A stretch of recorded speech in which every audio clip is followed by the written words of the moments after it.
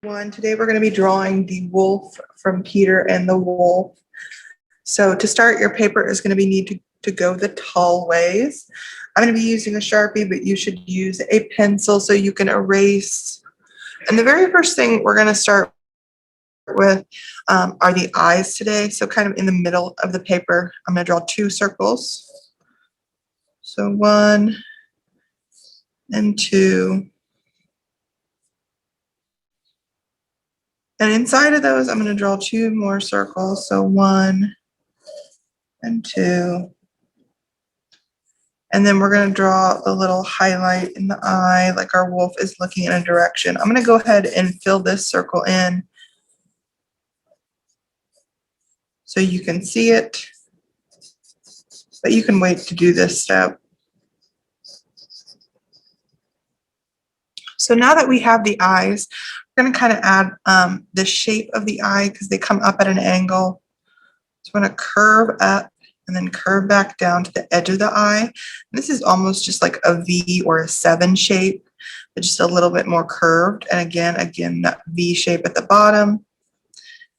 And then over here, the same thing, the V shape that curves, and then down here.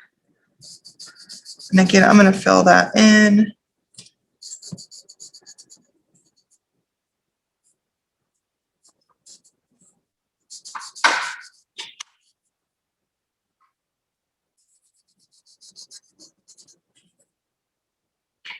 And then we're going to go ahead and add almost like a little eyebrow line or just kind of an emotion line above the eye so that it looks like there's an expression on the wolf's face. If you make these different shapes, that's going to change the expression. So if it's more curved up here, it's going to look happier. If it's more of a straight line down, it's going to look angrier. If it's more of just a curve, it's going to be more of just kind of a neutral expression. So that choice is yours. I'm going to measure about 4 fingers down, and I'm going to make a curved line right here. And this is going to be the start of our nose.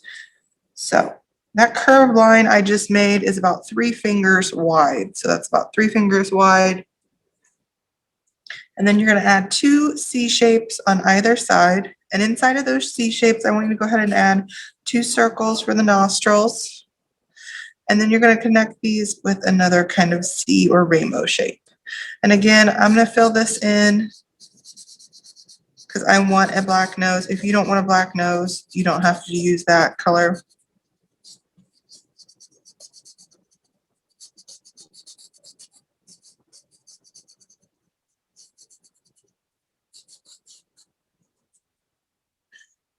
So now that we have our nose, I'm actually going to make a curved line around it. So I'm going to start up here, curve down and curve back up.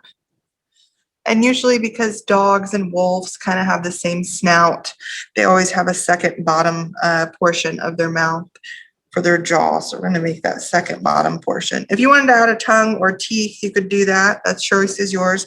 So your teeth would go right in between those 2 lines, and then so would your tongue. So that's your choice on that. Next, we're actually going to come up above the eyes on either side, and we're going to make some points or a V shape again. And that's going to be our ears. So these can be a little more curvy. Then we're actually just going to go ahead and connect those with a curved line, kind of a flattened out rainbow shape. And since we are drawing a wolf, they're known to have a lot of fur. And so we'll be adding the fur in just a second. So before you move on to the fur, you're going to go ahead and add some lines for the ear. So I'm going to add this shape and this shape. And then inside of that later, I'll color that in pink. And over here, curved line, and then maybe I add a curved line there. If you want to change the design a little bit, you could do that too. So at the bottom of the ear is where we're going to start our fur. So we're going to curve down and up. So I just curve down and up, almost like I'm drawing a comma. And then another V shape again. And then right here, I'm going to go ahead and add a bigger V shape, like it's got more fur. So now we have 1 whole half of that side of the face done. So we're going to do this over here. We're going to come up and start a V shape.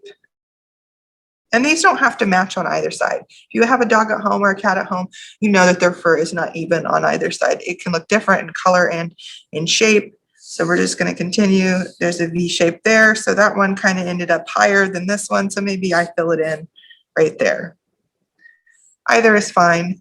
We're going to go ahead and add some area for the neck. So I'm going to make some fur lines here and some fur lines there.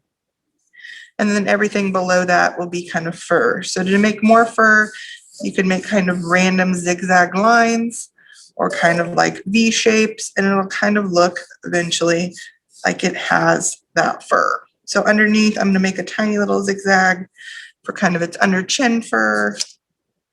And then some tinier, maybe some of the V's go off the page. And then right here, there's a gap. And I'm just going to fill that in with a straight line. So it just kind of looks like here's the head and there's the neck coming out at us. So once you have your wolf done and you're finished with the design of it, it'll be time to color your wolf in. You can use whatever you have at home. I'm going to use colored pencils because that's what I have. And just really quickly, I'm going to fill in the pink. So I think I'm going to make the inside of the nostrils pink and the inside of the ears. Please remember your good craftsmanship, outline, make your force field, and then color it in. Make sure those lines are going the same direction. Again, outline, and then color in. So I'm going to make my wolf gray. You can make your wolf whatever color you want. Just remember good craftsmanship. And when you're finished coloring it all in, and if you want, you can also color in the background, submit it to Canvas so I can see a picture of all your effort and creativity. Okay, I'm